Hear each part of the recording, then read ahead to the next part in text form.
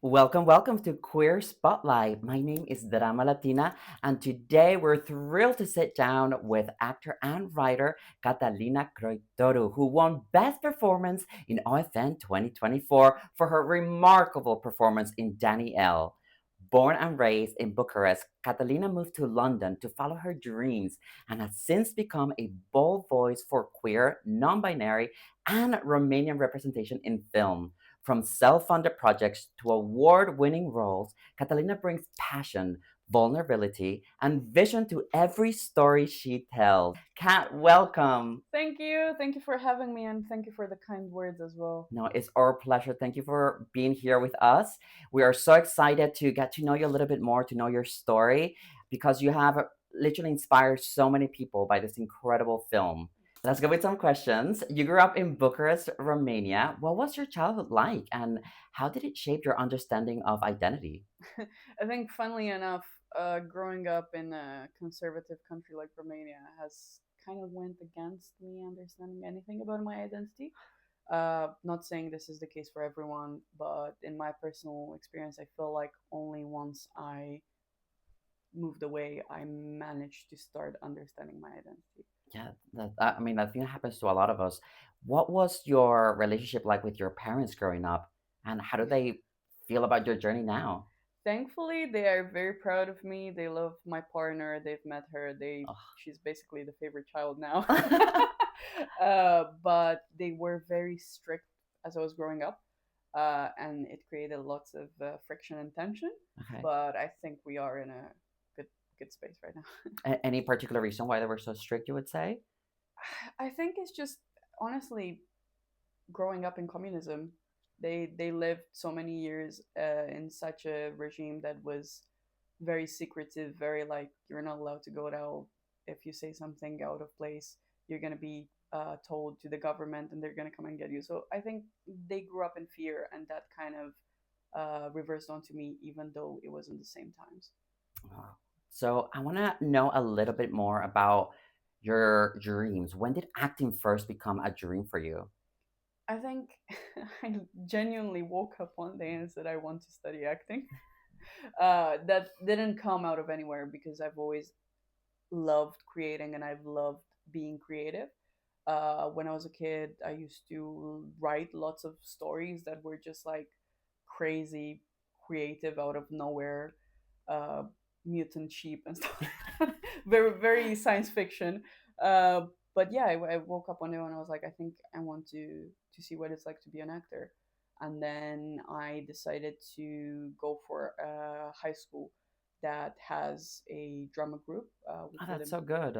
theater groups. Yeah, Is that quite common? Like you get to, or was it a specific high school that you went to? it's quite common. Okay. Not every single high school has them, but there's enough high school in the country, enough high schools in the country that have them for us to hold kind of like theater festivals here and there in the country. So it wasn't super common, but there was a variety where I could choose from in Bucharest. That's amazing. And moving from Romania to London is a big step. What pushed you to take that leap? My mom. No, yeah, I actually genuinely didn't want to study in London. I wanted to study theater uh, in Romania, in Bucharest, and I was very adamant about it. And my mom was like, "But don't you want to try? Because like, in the UK it's better, and you can, just please Did it scare try." you to come here? Like, were you afraid? No, it didn't scare me. I think I was just so stuck in the idea of studying acting in my own language Okay. because learning English, it's I've been doing it since I don't even remember when I started, but Okay. acting doesn't necessarily come as naturally Okay. in English. So I kind of had to learn to speak the language of my soul in English, if that makes sense. Wow, that's so interesting. Yeah, and Do you feel you were able to apply that here when you were studying? yeah, I think so. Yep. I think it allowed me to go deep into that. And how did your time at the London College of Music shape you as an actor? I think it shaped me more as a person that then helped me Okay. get shaped as an actor. Wow. Obviously, training wise, it was great, and I was equipped with lots of tools as an actor. But they were crucial years in my personal development that then helped me solidify my work as an actor, I would say. Wow, that's amazing. Before Danielle, what kind of projects or roles were you like drawn to? I don't know why I've always been drawn to playing villains. I've always wanted to play a villain. Do you So know where wanted. that comes from? Like, I think it's just so far removed from myself that it would just allow me to have lots of fun with it. that's amazing. I think like for me when I do drag, I put people ask me as well, like, oh, what do you drag? And I'm like, it's the same feeling. Like it's such an opposite of who I am when I'm out of drag. Yeah. So it's incredible as an actor you also were drawn to like wanted to play somebody completely opposite. It's good to know you're not a villain. And how did you meet Linda Carnes, the director of Danielle? And what drew you to the project? I actually met Linda through a mutual friend. Okay. She recommended Linda as the director for the project, Okay. and the project was actually my idea. I found out one day during the pandemic that the Romanian government passed a law that would prohibit anyone from discussing their gender identity in educational backgrounds. So unis, schools, anywhere would be forbidden. And I just thought and still think it's outrageous. Yeah, no, and I mean it's still till this day we're still seeing a lot of the political climate difficult for us for in the queer community, and especially for the trans community. It's incredible that you want to get involved in that, and it's a political statement that you're making. Danielle was partly funded by Kickstarter and Indiegogo. What were the biggest challenges during the fundraising process? Oh god, I think money is always hard to talk about, hard to come by. And I think the biggest challenge was kind of like getting over that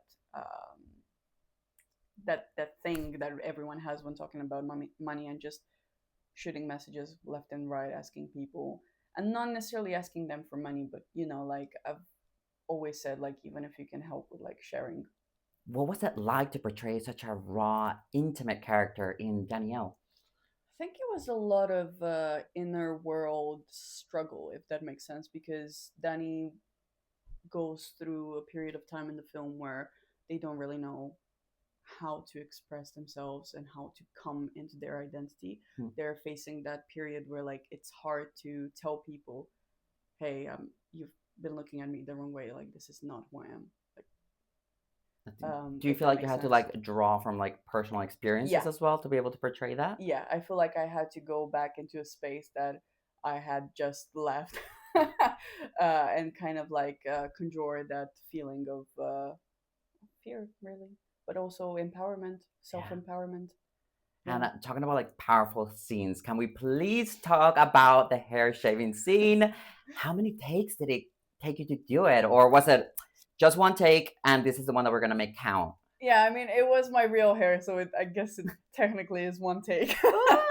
Ah! We just approached it in two halves. So, like, I did it in one take, Okay. but then halfway through, the camera moved and went closer.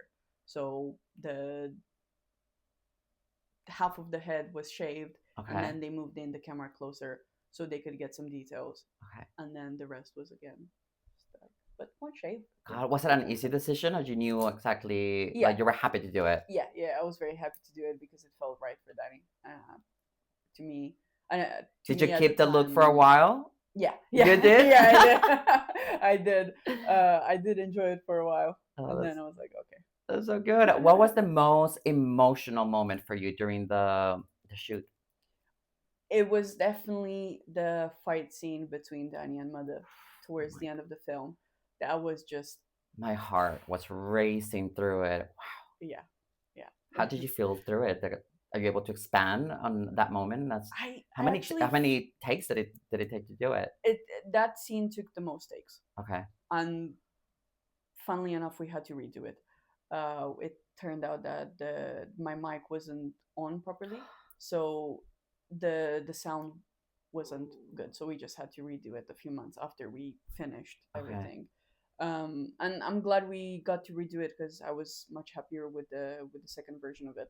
But it But was, you have to pull again all that emotions from I'm yeah, guessing months ago. yeah, exactly, It's exactly. incredible. So the process was much heavier Yeah. to get into that state than it was when the filming was more compact and we did it all in like a few weekends. And talking about time frames, how Mhm. long was the overall shooting period? It was technically 6 days, spread over weekends because we were very fortunate to have lots of people kind of like donating their time to help us. Uh, our crew was amazing in terms of that, and yeah, it was 6 days. Five of full on filming, one allocated to any retakes if needed. Okay. Um, Very tight, Yeah, oh my very God, tight schedule. very. And what kind of conversations did you and Linda have about the character and the emotional world? You know what it is? We started this project when it was still pandemic times, Okay. so we thankfully had lots of time to talk about it, lots of time to dissect Danny and all the characters.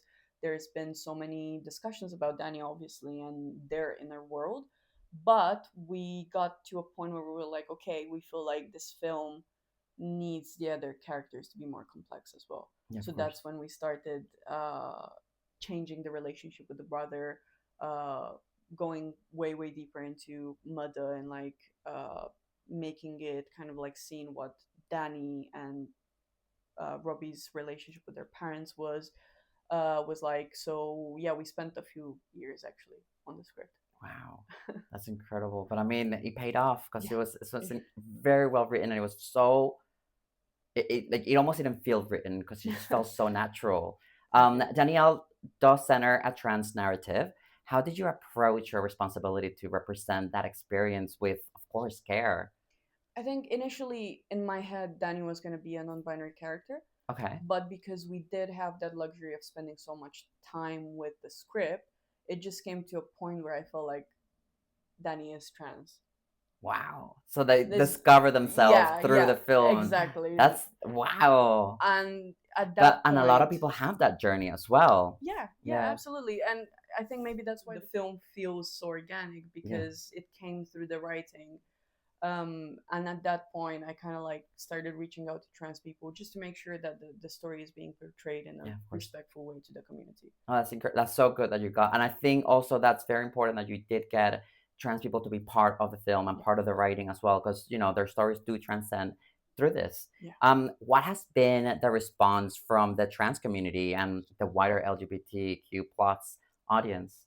I It's just been overwhelmingly positive. Oh, it's so I good. never expected the amount of people reacting in the way that they did and kind of like thanking us for making this film. Yeah. Like it was just like it achieved its purpose Did you to me. expect that? No, no, I No? didn't.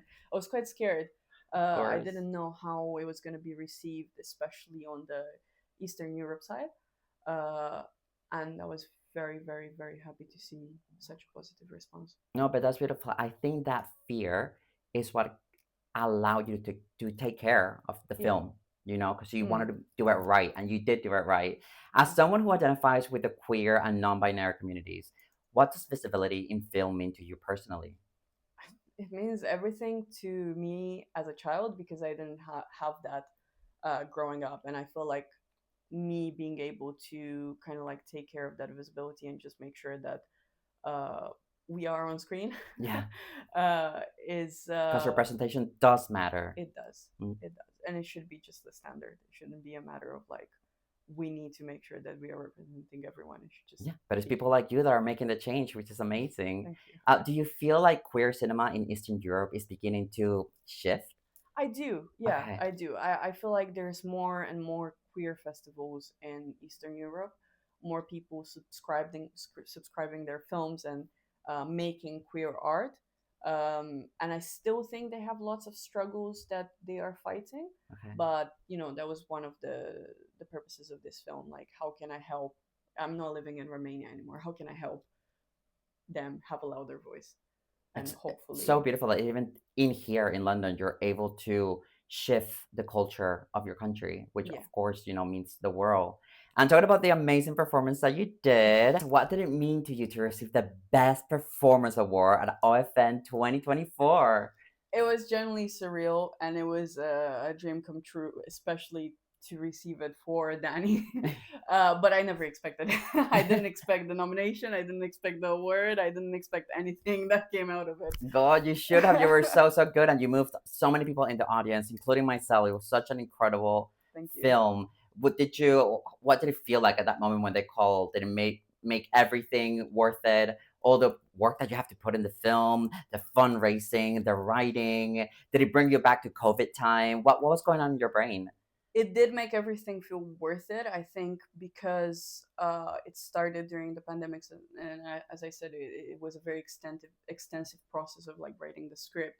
It felt like this film was never ending. Okay. Like around 3-4 years to write the script, then obviously film, then post production, then start to submitting it to festivals and stuff. It was starting to feel like this is never gonna Danny is gonna live forever. I was like, let's turn it into something else. I don't know, but yeah, And they do live forever now. They live forever in screen, which is yeah, wow, that's magic. it's insane. Why do LGBTQ plus festivals like OFN matter, especially for emerging artists? I think they matter because they provide a safe space for queer artists, but also because of what you were actually saying earlier about political statements. We are at a turning point in Difficult politics. times, Yeah, difficult times, difficult yeah. times, and it's more important than ever. And yeah, We need to share our stories. We need to be present. We need to be out there, and exactly. we need to make noise. Yeah, And this is a way, of getting people to hear our stories. And even if like yourself, you're not part of the trans community, but you were able to tell a story in a beautiful way, very respectful. And we need this sort of yeah, festivals to celebrate them. And I have another question. yeah. Are there still gaps in queer and trans storytelling that you'd like to see filled? I think I would like to see more stories being normalized.